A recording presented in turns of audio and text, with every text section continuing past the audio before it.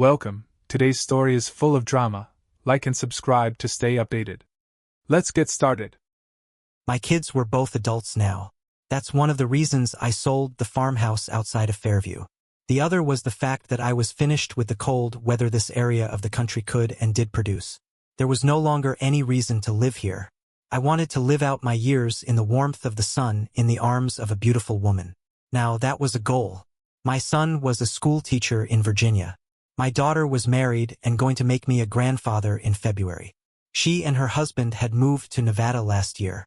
I guess the warmer weather must have led to her pregnancy. I had sold the farm and was packing up the items that made up my life here. The movers would see to it that my stuff arrived in Nevada. All I had to do was mark what I wanted to go and pack the special items. Most of the furniture went to the new owners. They were a young couple and this was going to be their first real home. I was only taking the stuff in my library and the original artwork on the walls. The farm consisted of about 15 acres of land. It had a large old house, 2 barns, a detached 3-car garage, and miles of fencing for the horses. Well, maybe not miles and miles, but when you were the one painting them, they seemed like it. The place held a lot of memories for me. It was the first place I bought for the kids after my wife ran off with her lover to escape a boring life with me. I watched my 2 kids, the twins, Maggie and David Jr., grow to adulthood here. There were the minor injuries, family disputes, along with the many fun times we had while they were growing. That was over 15 years ago. I guess I'd better take the time to explain, so let's go back to the beginning. I'm David Clark. I was born in Pennsylvania near the southern border. It was a small town where you didn't have to lock your doors, and everybody went to their respective churches on Sunday. You know, the type of place where the most excitement came from watching paint dry. My mother was college educated, and I received the benefit of her studies. My father was a shopkeeper. He worked hard and supplied us with a full life. As soon as I was physically big enough, she talked my father into music lessons. Now, neither of my parents played any musical instrument, so they didn't understand any reason for a woodwind or string instrument. Instead, they walked into a piano store. My first thought as a kid was, how am I going to push one of those things in the annual Founders Day parade? I was very concerned. You need to remember I was only 12 years old at the time, and the electronic age of keyboards was still in the future. Well, the salesman was very good. We went in there to buy a small piano and walked out with an organ. Actually, we didn't walk out with it. It was scheduled to be delivered in 10 days. It was used. A family had purchased it a couple of years ago, but the husband was transferred to another state and didn't want to pay the cost of shipping it halfway across the country. I guess that was the reason we bought it. It was cheap. The store had already made a profit on the first sale, so there wasn't the need to make as much the second time around. I took lessons once a week until I graduated from high school, plus 1 hour a day sitting at the keyboard practicing. At first, my mother wanted me to practice right after school, but that cut into my fun time with my friends. My dad came up with a compromise. If I practiced right after dinner, he would take over my duty to dry the dishes. I could stop practicing when the dishes were done. Now, I wasn't the sharpest stick in the box at that time, but it sounded like a good deal to me because I hated drying the dishes. You see, drying the dishes took about 20 minutes, but somehow my father managed to stretch it out to nearly an hour. It was years before I caught on. By then, I liked playing, so it was no longer a chore to me. When I hit my teenage years, I started loving the music played by my contemporaries. I discovered rock and roll. The only problem was that none of the bands used an organ back then. They basically were nothing more than a few guitars and a drum set. So I had to learn how to duplicate the sound with my hands and feet. I got to be pretty good at imitating the various group sounds. In my senior year of high school, I was talked into applying to a music school instead of the regular colleges by my guidance counselor. Much to my surprise, I was invited to the Kingman School of Music in Fairview, New York, to audition for entrance. My organ teacher worked with me on some classical pieces and my technique until it was time to leave for the test. By the time I arrived in Fairview for my audition, I was a wreck. Couldn't sleep or eat.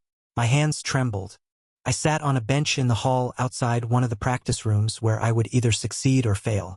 I sat on that bench with the other applicants. None of us talked to each other because we didn't know who our competition was. We just sat and worried. When my turn arrived, I walked into the audition room and found 3 very nice ladies and a piano. I didn't play the piano. They require a completely different touch from an organ. My hands never developed that touch. I looked at that evil instrument and almost started crying, but I was a 17-year-old guy and guys didn't cry. I guess I just froze there because the next thing I remember is one of the women saying, "Is there a problem, Mr. Clark?" I just nodded my head. "Please elaborate. We don't have all afternoon." "I'm sorry, but I don't play piano. I'm an organist. Am I correct in assuming that you never learned on a piano?" I was asked. "Yes, madam. I never have played a piano. I started learning on the organ when I was a little kid. I didn't know piano was required for my audition, or I would have stayed home." The three of them put their heads together and started whispering. Soon, one of them left the room and was gone about 5 minutes. When she returned, she was all smiles and started whispering with the other two. "Mr. Clark, please bring your things and follow us. We have found an organ that is not in use at present."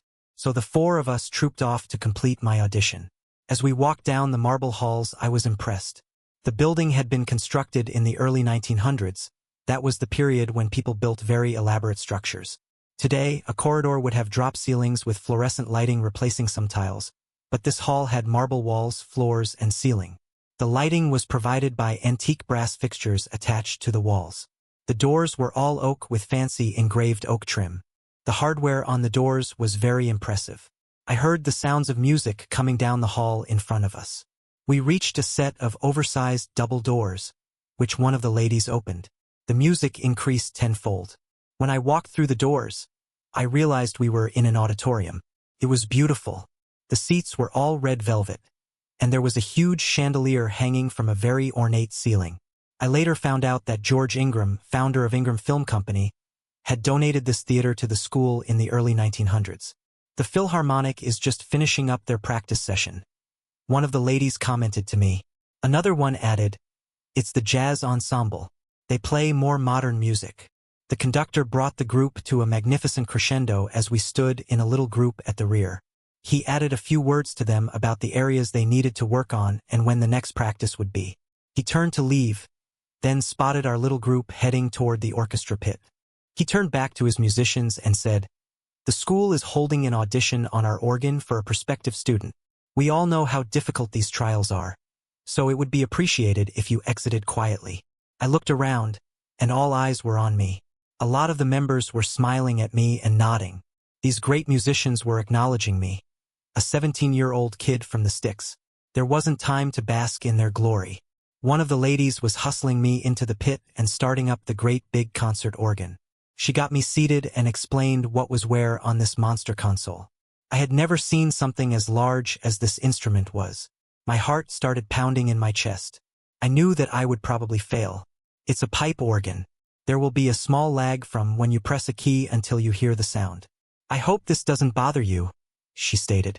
"I would like you to warm up first by playing a few scales."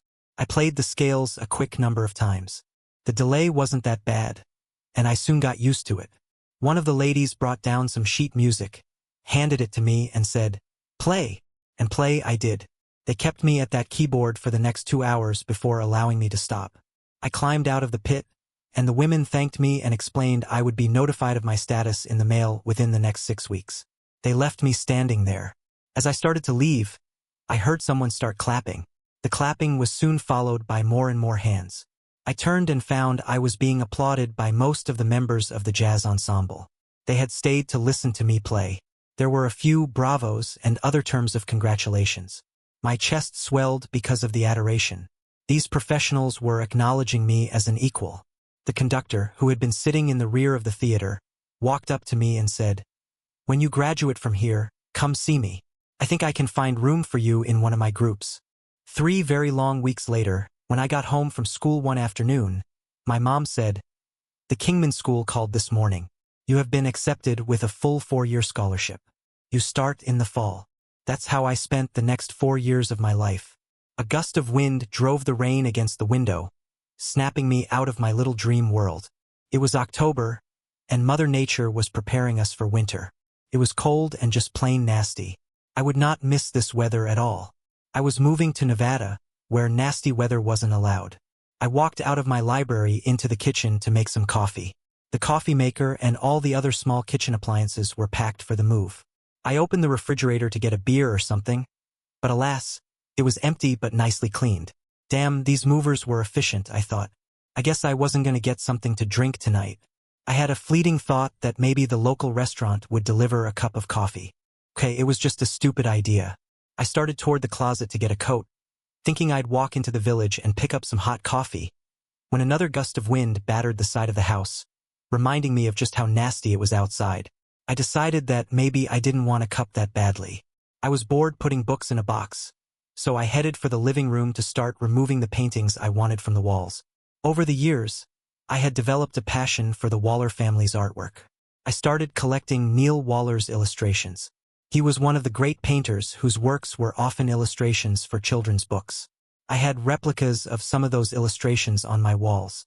I later started collecting first-edition children's books that contained those same illustrations. My next works to collect were prints of work by Andrew Waller and his son, Jamie. Andrew was an artist who wandered the fields around his home in Chapelwood, Vermont, painting what took his fancy. He was very prolific. Finally, I acquired a few of Jamie's works. My favorite was Pig. I saw the original at a museum outside of Wilmington, Delaware. The painting was a larger-than-life side view of a standing pig. The detail was so good it was as if Jamie painted every individual hair on the animal. I was so impressed that I purchased a copy there. Of course, mine was a lot smaller. I didn't have any originals. They cost way too much money, but I did have a lot of museum-issued reproductions. Owning an original piece of work by a famous artist required alarm systems, insurance policies, and lending them to museums. It was easier to have a good reproduction on the wall than a piece of paper that said on loan to the Met or some famous museum. The piece of paper just didn't blend with my decorating scheme. On one wall were my awards from the music industry. No, I didn't graduate from music school and rocket to the top of the charts with million-record bestsellers. Let's face it, my voice was just okay, my face was just okay, and organ music didn't really turn on the record-buying set. I was never destined to be a star. But my music education did teach me how to compose both lyrics and sounds. I paired this knowledge with my ability to mimic other musicians' styles. I could sit down and compose a Frank Sinatra-style song that you would swear was written last week, regardless of the fact that Frank went to a better place years ago. I didn't fall into this right away. I still worked hard to provide for my family in a small cubicle in a dreary office building, pushing paper. There, I slowly advanced into the ranks of management. My family, boy, did that bring back memories of my earlier years. My mind drifted back to those early years after college. I graduated from Kingman and set the music world on fire. Wrong. I not only didn't have a job, I didn't even have a prospect of one. A music degree didn't actually set the world on fire. I ended up as a clerk in a row of desks at a mid-sized manufacturing firm. It looked as if I was going to spend the next 30 years shuffling paper. I did the things single guys do: bar hopping, attending football games, bar hopping, attending car races, and, well, bar hopping. I guess you get the idea. The difficult part of bar hopping was deciding whether to go to a bar with a band and compete with a bunch of other guys for the girls there, or just go to a neighborhood saloon and drink with friends. Unfortunately, since my friends were all guys, I had to visit the bars with bands if I wanted to meet women. And boy, I needed to meet women. I was still an underpaid clerk with a car payment and apartment rent, so all these extra costs put a strain on my budget. I ended up most nights with the guys, drinking cheap pitchers of beer. I only hit the clubs on Friday or Saturday nights, nursing 1 or 2 drinks all night and trying to look cool. It was on one of those Friday nights that I met Monica. She was about 55 tall with a body to die for.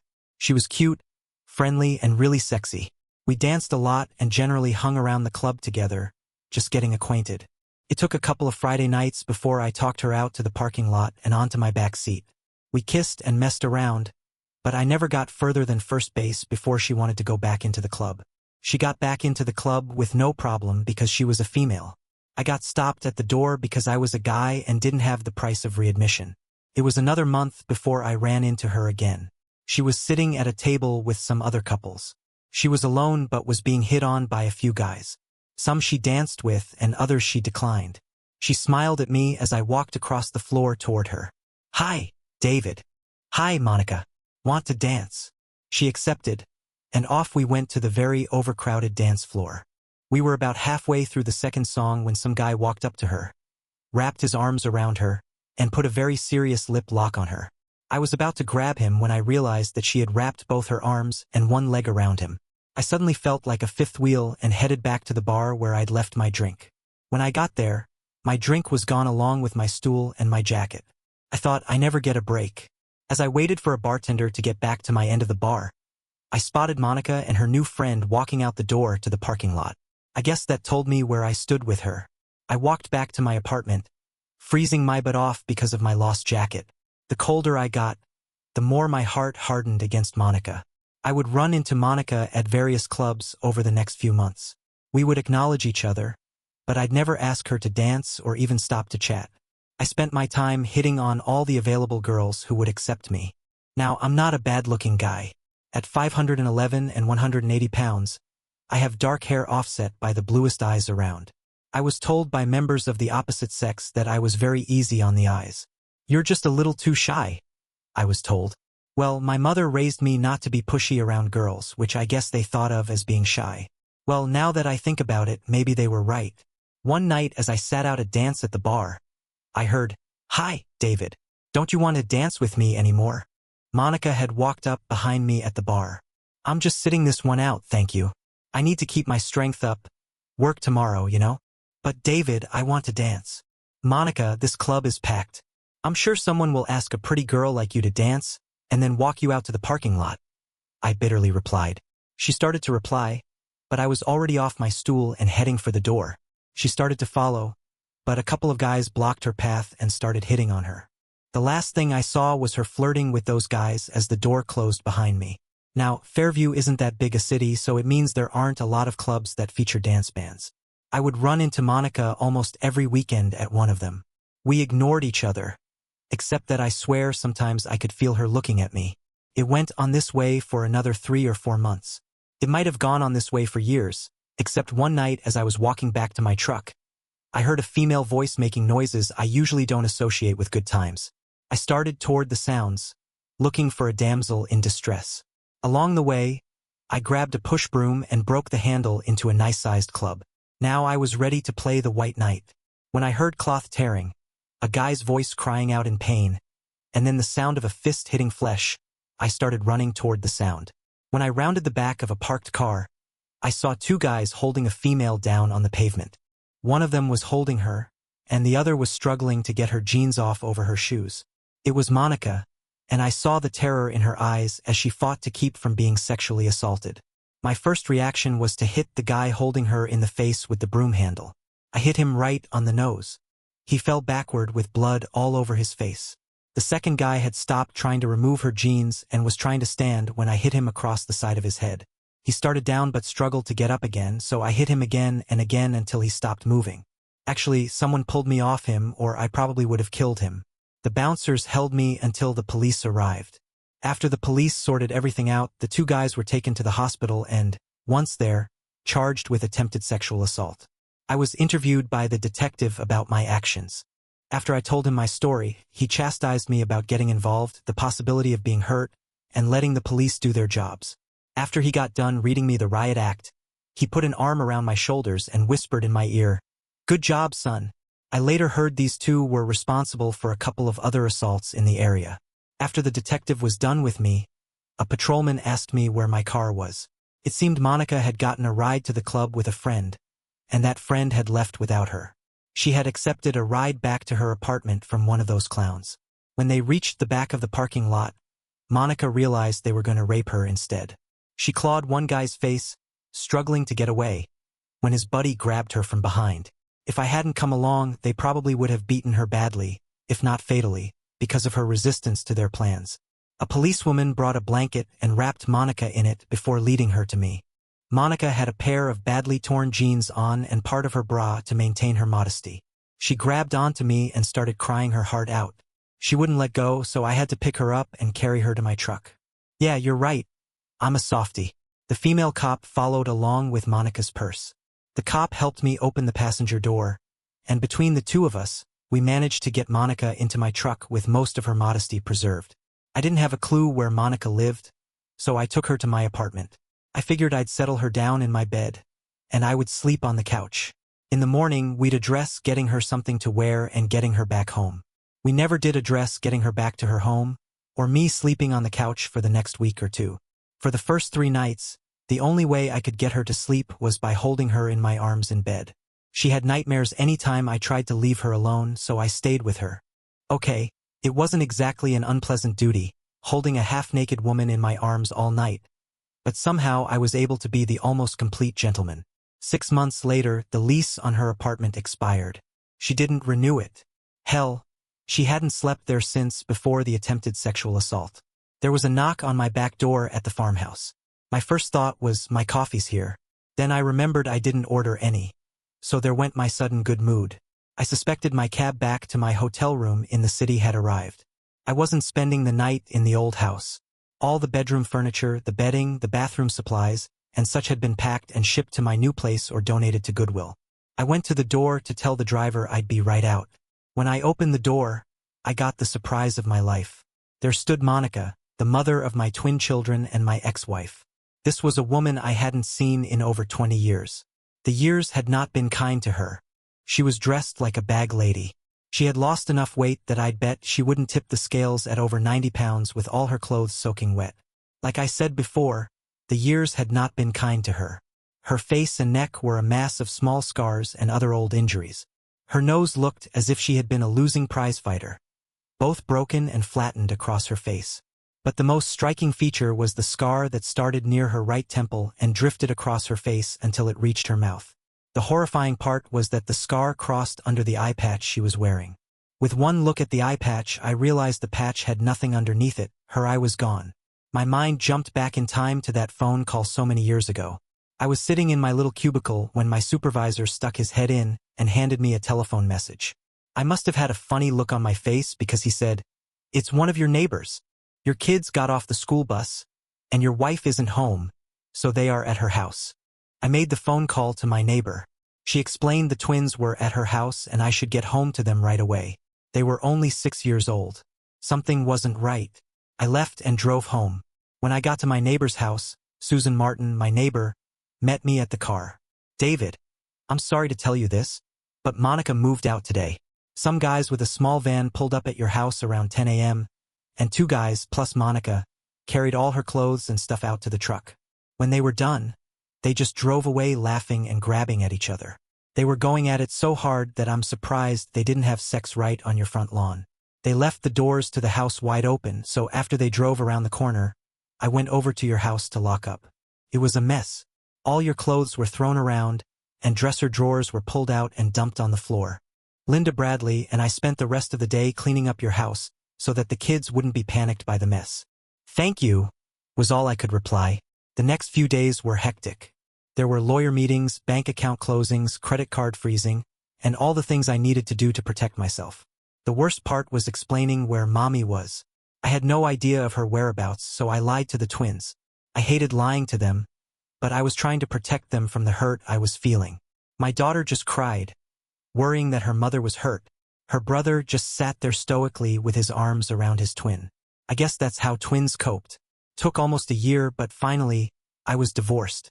My lawyer could never find Monica to serve her, so we used desertion as a reason for the divorce.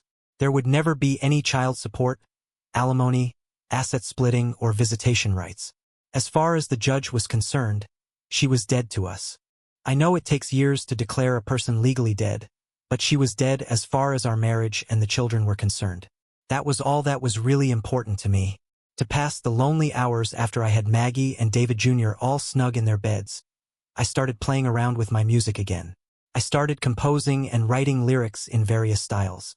I'd sit there in front of my organ and imagine various artists performing and tailor my song to their style. Over the next 6 years, I got very good. I would play for some of my neighbors, and they would claim the song was by the Beatles or Chicago or some other group, but they just couldn't remember the name of that particular song. Internally, I would smile, knowing that I had created this musical piece of work. And yes, I got very good. One day, I ran into one of my old classmates from Kingman. Jake had a few hit albums and a minor amount of celebrity. At the point in time when we became reacquainted, he was in a musical slump. We talked about old times, but the conversation kept coming around to his slump. He just couldn't create anything saleable. I began to feel sorry for him. We started discussing his style and finally went to my house on the pretense of seeing my children. He played his guitar for my kids and I played my organ. We both sang. When I felt that I had his style down fairly well, I played him one of my songs. We then played it a couple more times until he was comfortable with it. The next day was a Saturday, and I found him in his car in my driveway at 7 a.m.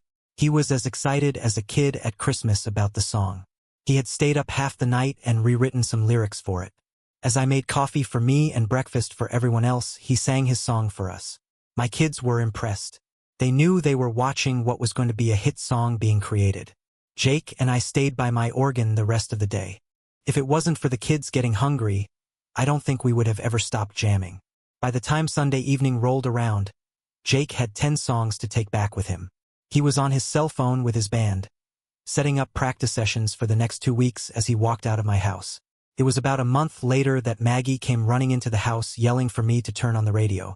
It seems that she recognized one of the songs Jake and I played that weekend a month ago. The song was climbing the charts. Jake's career was climbing with it. It was kind of nice hearing my music on the radio, even if no one but my kids, Jake, and I knew who wrote them. I must admit that I did get an ego boost out of hearing them point one night. Several days later, Maggie answered the phone and yelled down from her bedroom to me that the call was for me. I picked up the extension. Hello. Hi David, it's Jake. Your song is going all the way to the top. I just got a call from our label, and they want to do an album based around that new sound. What do you think about that? Jake, that's the best news I've had. I'm glad to see that you're on your way back to the top with your new music. No, you idiot, it's your music. And that's what I'm calling about. I set you up with an agent, and he'll be calling you tomorrow. I want to be sure that you receive all the royalties you are due. But Jake, those songs were my gift to you, my friend. I don't want to profit off your success. Buddy, this is my gift to you, said Jake. To make a long story short, it took about 3 months before the checks started arriving. At first, it was like having a second job that paid very well, but the checks started becoming smaller after about 10 months. Well, it was fun while it lasted. Jake and his guys got their mojo back and started creating new music. My help was no longer required. Early one evening, almost 2 years later, my phone rang. This time, the phone answering service, Maggie, was at the mall with a couple of her girlfriends, so I was forced to answer it myself. I suspected it would be a boy calling and answered the phone with a message pad in hand. Imagine my surprise when it was Jake calling for me. Hi, buddy. How's the new house? Have you gotten settled into that new-to-you old farmhouse? Yes, a little. Are you set up for writing new stuff? Almost. Good. Because I have a friend that could use your help. What kind of help? I asked. She wants to make a comeback but needs some music in her old style. She's been trying for the past year but keeps coming up dry. She needs your help, buddy. Jake. I don't know if I can even work in her style, whoever she is. Jake told me her name. It was the name of a multi-gold and platinum award winner. I was awed. Jake, I'd love to help, but remember that you and I sat in my living room and hashed out the songs. She's famous. I don't know how we'll get together to do the work. David, I discussed all this with her.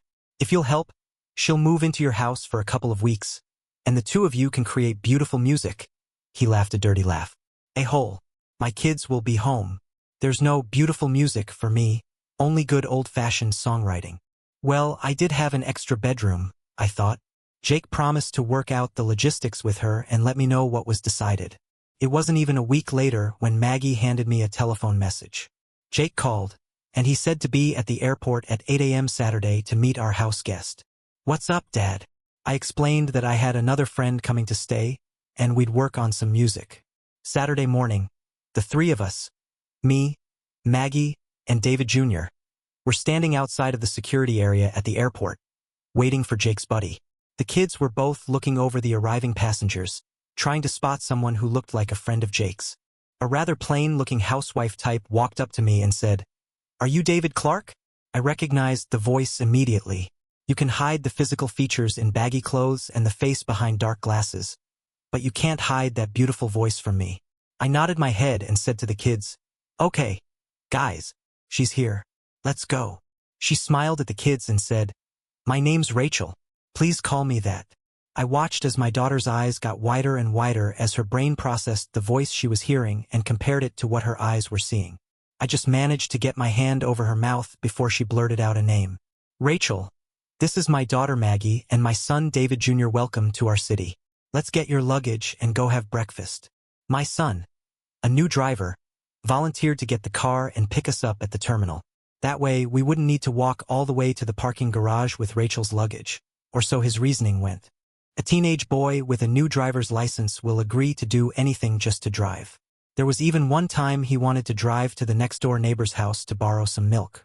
His logic, but Dad, I'll be able to get there and back faster, and the milk won't spoil. It was a nice try, but I made him walk. It's no wonder that I was starting to get a few gray hairs so early in my life. My advice to you: move when your kids enter those teenage years and don't give them your forwarding address. Trust me, it will be worth it. Well, maybe not, but the thought offers some humor at times of severe stress. Anyway, the three of us stood as a little family group while we waited for my son to drive up. Naturally, he took the long way around. My daughter and Rachel stood whispering and giggling together. You would have thought they were old friends the way they carried on. I had begun to notice over the past few months that Maggie was hanging around with older women. I would see her walking with the neighbors or talking to her teachers. She was at that age when she needed a woman's touch. As I watched this interaction, I felt a renewed hatred for my ex, Monica, for deserting our children. I could see where a woman might want to leave a husband, but I could never rationalize why she would ever leave her children. Something must have been lacking in Monica. Maybe it was the mothering gene. My son snapped me out of my thoughts by pulling up to the curb in front of us and scraping the right side tires. Oh well, he was still learning, and tires were cheaper to replace than having human or car body damage repaired. I just wished he'd learn a little faster. He was hard on cars and my wallet. That night, Rachel and I sat the kids down and explained why she was here. I made it clear to both of them that no one, and I mean no one, could learn of her presence at our house. She was just my cousin Rachel from the West Coast to all their friends. I promised them years of being confined to their rooms if they broke this rule. I guess the penalty threats worked because they were unusually quiet when they went off to bed. Rachel watched them trudge off to their rooms and waited until they were out of hearing range. David, don't you think you were a little hard on them? No, I declared. Kids talk first and think later. I don't want your visit here being on the evening news. I can see your point and respect it, but I hate to see the kids threatened when they haven't done anything. You appear to have done an excellent job of raising them. I saw this after only spending one day with them. Thank you. It's been hard, but I never gave up on them like their mother did. We switched subjects to music and later adjourned to my music room. That first night, we worked on her stuff until the sun was breaking over the horizon before calling it quits and turning into our respective rooms. One of the fortunate things about teenagers is that they sleep in whenever the chance presents itself. My two were no exception. It was 10 a.m. before they started making noise. I got up, partially dressed, and went down to attempt to quiet them down a notch. Rachel needed her sleep. Besides our late-night writing session, she was still on West Coast time and probably needed the extra rest. I promised I'd cook their favorite breakfast after I took a shower and dressed. A little bribery never hurt. I headed back up to my room. 30 minutes later, I walked out of my bedroom and into some of the greatest smells I'd experienced in this old house. When I walked into the kitchen, I found Rachel cooking breakfast. While it was a bit of a shock seeing her cooking, that wasn't the biggest one. My daughter Maggie was helping cook. Now, Maggie never showed any interest in anything related to the kitchen. Hell, I had a hard time getting her to help load the dishwasher. I almost had, as Fred Sanford used to say with hand over heart, the big one. Hi, Dad. I'm helping Rachel make breakfast. The eggs and bacon are almost ready. Do you want a couple of pancakes too? Rachel taught me how to make the batter from scratch and everything. Rachel just stood in the background and beamed. I damn near cried because I was so proud of my daughter's accomplishments, and I could hear the happiness in her voice. I'll have some of everything, I answered. It was a perfect breakfast, if you don't mind extra crunchy pancakes. I ate them with a smile on my face. And you know teenage boys, they'll eat anything. My daughter was one proud girl. Rachel and I cleaned up the kitchen while Maggie basked in her newfound glory. I had forgotten how messy new cooks were. It must have taken Rachel and me an extra half hour to restore the kitchen to some state of cleanliness. Later in the afternoon, when Rachel and I were taking a break from composing, she said, Maggie needs a female role model in her life. At this point, I'd like to apply for the job, if you'll let me.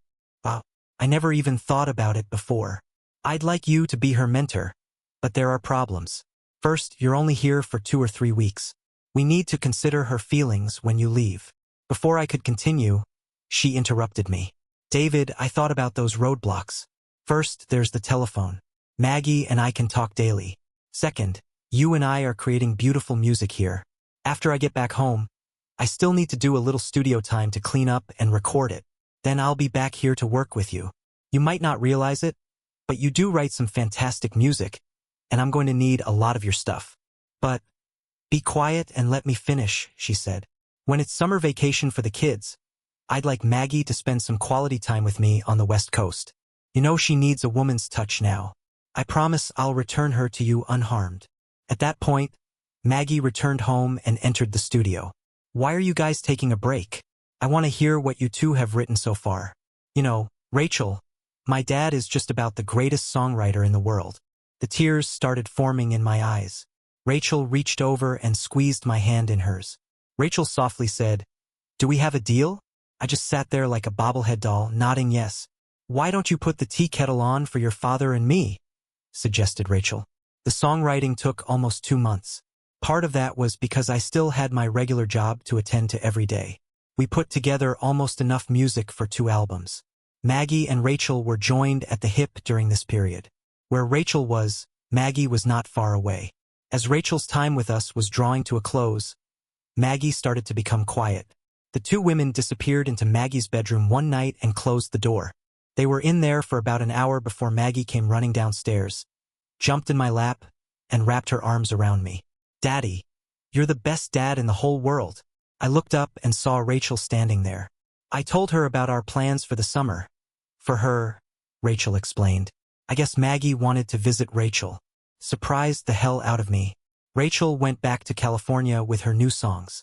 She and Maggie talked on the phone every day. Eventually, I had to get Maggie a cell phone with unlimited minutes so I could use my home phone. Rachel's album hit the charts and was soon at the top. Wherever you went, you heard that fantastic voice belting out my songs. It took almost 3 months before I found myself standing at the airport, waiting for her plane to pull up to the gate. Rachel was in her housewife disguise. Brown wig with a little gray, baggy clothes and glasses. There must have been padding in her outfit because she looked about 50 pounds heavier. This time, she stayed for 4 months. We had a lovely family Christmas. It was 2 days after Christmas when I felt someone climbing into my bed in the middle of the night. That fantastic voice whispered in my ear, "Here's the rest of your Christmas present." I felt her body wrap around mine. We didn't get back to sleep for a couple of hours, but they were a great couple of hours. The next morning, we ended up staying in bed for most of the morning. Well, we would have stayed all day, but a knock on my bedroom door interfered with those plans. "Okay, you two. Breakfast will be ready in about 30 minutes, so you need to clean up and get down to the kitchen," Maggie called through the door. Rachel looked at me and said, "Caught." We both broke out into gales of laughter as we headed for the bathroom. If it weren't for Rachel's repeated no in the shower, we would have missed breakfast. It was May before Rachel was ready to leave. We had enough music written for 2 more albums and a road tour. She had to go into the studio and record these gems. As I sat on my bed watching her pack, a great sadness came over me. I was really going to miss this woman. Maggie walked into the room with a small, prettily wrapped package. She was openly crying. "I know you must go, but I'll miss you," Maggie barely choked out. "I wish Daddy had married you first. Then you'd be my mother." When my son came upstairs to tell us the car was ready, he found us in a group hug, crying our eyes out. He joined the hug. He also had a gift for Rachel. As soon as school was out, I put Maggie on a plane pointed west and wished her a fun summer. I knew I'd see her Labor Day weekend when she returned to her brother and me. David Jr. and I spent the summer doing guy things. We fished, hiked, camped out, all that fun stuff. We had bought a couple of horses retired from the racetrack. He and I spent the rest of our free time learning to ride and rubbing liniment on our sore butts. It was a fun summer. That fall, I quit my day job. The royalty checks started well exceeding my take-home pay. I talked to my daughter every couple of days. She was having a ball. I even spotted her in the background at a couple of televised appearances Rachel made. God, I missed them. They were even photographed by the paparazzi. Their pictures were in all the tabloids. Well, actually Rachel's picture was the focus, and Maggie was in the background as usual. Every time I saw them or heard their voices, I teared up. Labor Day arrived too soon for Maggie. She was soon home and spending all her free time either on the phone with Rachel or with her girlfriends. By this time, I was really missing Rachel. That was the winter Rachel won her Grammy for singing my music. The kids and I sat on the couch in front of the TV, jumping up and down and yelling our heads off. Rachel was thanking all her music buddies by name. At the end, she said, "And a special thank you for my 3 friends from the East Coast. I don't need to name them. They know who they are."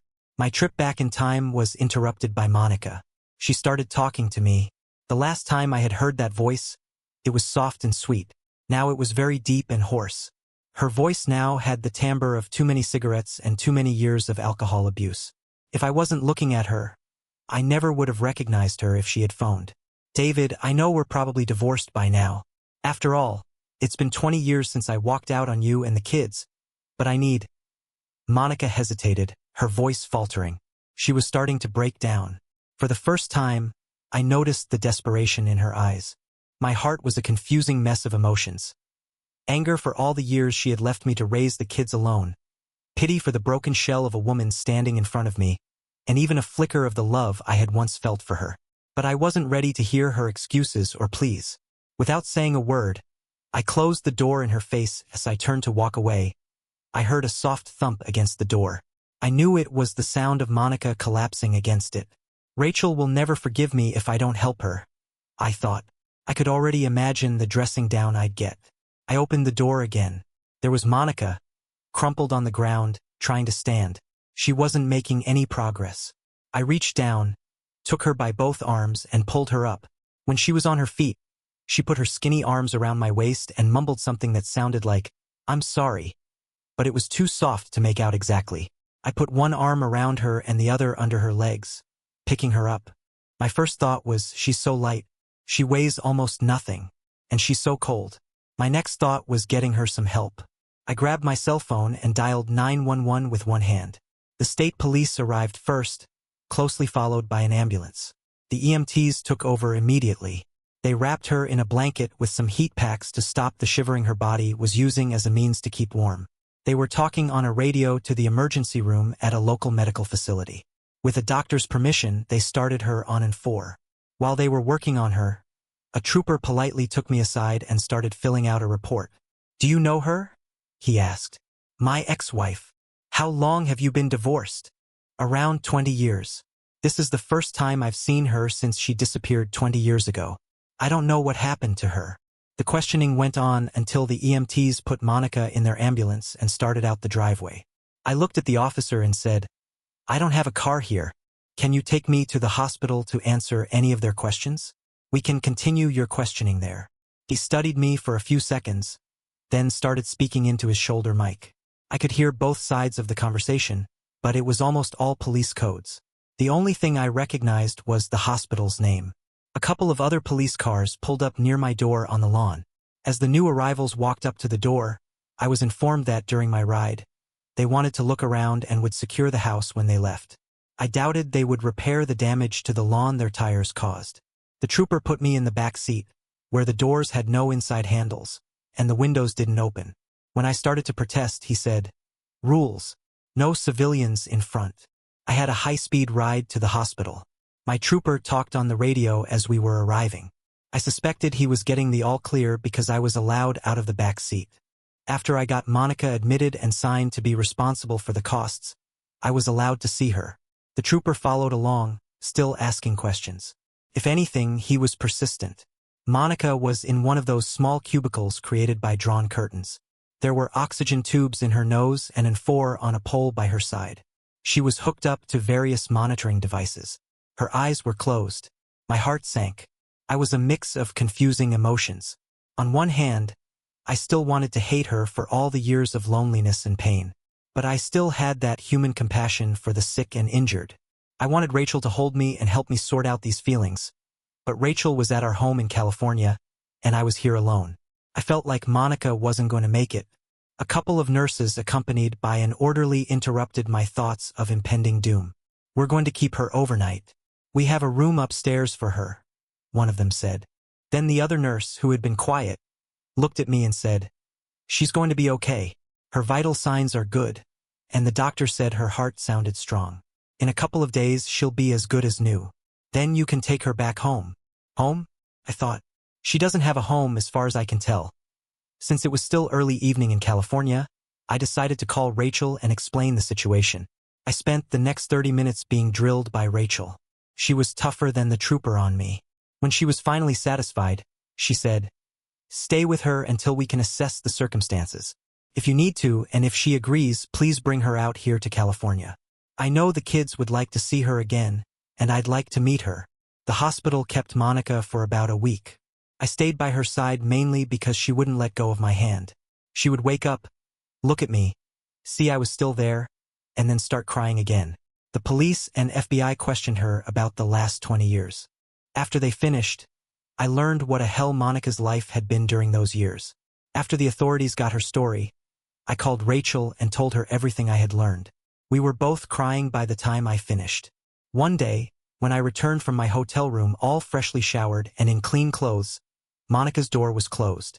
I assumed they were doing something to her that required privacy until I saw the new sign on the door: biohazard. Do not enter. One of the nurses led me to a small conference room. Soon, a doctor joined me. He started by saying, "There's no easy way to begin this conversation. Monica has a case of a sexually transmitted disease. It is very advanced and well past our ability to treat it. She has about 6 to 7 months left to live." He stopped talking when he noticed the tears running down my face. I felt so damn sorry for her. All those years living in subhuman conditions, getting clean, and finding her way back to me, only to have all her hard work rewarded with a death sentence. Life just wasn't fair. I fumed. That afternoon, I called Rachel and updated her. When I finished, Rachel said, "Bring her home to us. She doesn't deserve to die alone." It took another week, but I was able to arrange transportation. Well, actually, Rachel arranged it. Her name carried a lot more weight than mine did. Monica and I flew west on a private jet donated by a business acquaintance of Rachel's. Rachel and I moved Monica into our home, complete with a health aide to help her. I still remember the first time Monica saw our daughter Maggie and her husband Edward. Maggie was 7 months pregnant and looked as if she were at least 10 months along. Monica just erupted into tears. But when Maggie tried to hug her, Monica pushed her away. "No, I'm dirty. I have an STD, and I won't do anything to harm you or your baby." Rachel and I left the three of them to get acquainted. They stayed in Monica's room until dinner that night. As Maggie left, she said, "Dad, I'll be back tomorrow. I need to know my mother before it's too late." For the rest of Monica's stay with us, Maggie was there almost every day. She only missed 4 days, and that's when she gave birth. The new parents named the baby Mary Rachel. When Rachel told Monica the good news, they both had a good cry. Maggie brought little Mary to meet her grandmothers. Yes, by this time, Rachel was my wife. The baby was a charm, but the grandmothers cried their eyes out. It was the first baby for Rachel and the first grandchild for Monica. Monica would never hold little Mary because of the risk of cross-infection. As an aside, my son, David Jr., never visited his mother. He felt she deserted him and never could forgive her. After I explained his feelings to Monica, she cried but never mentioned him again. The next 6 months passed quickly, way too quickly.